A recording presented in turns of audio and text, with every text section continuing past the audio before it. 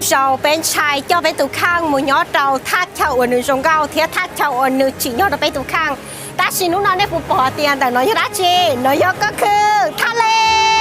สวยมากเลยอะทุกคนได้บอกแต่ความสำเร็จนือรอแต่เจ้าเก๋อวยยูการตัดสินใจเนาะนู่นเราก็การตัดสินใจก็มูเลยเจ๊ทองก็ยังโจ้ซื้อโจ้ใหญ่ลูกบอลซื้อแต่น้องนะยังเขาวันย้อนเด็กชอบเราเลยเดี๋ยวชิมาเดี๋ยวย้อนซื้อชีตัวเดี๋ยวจีโจ้เลยปุ๊ยเดี๋ยวชีเขาตัดสินใจตัวเลยเจ๊กูต้องบอกเดี๋ยวว่าชงเก้าเทียตัวย้อนเลยก้าเชียติดเดียวเล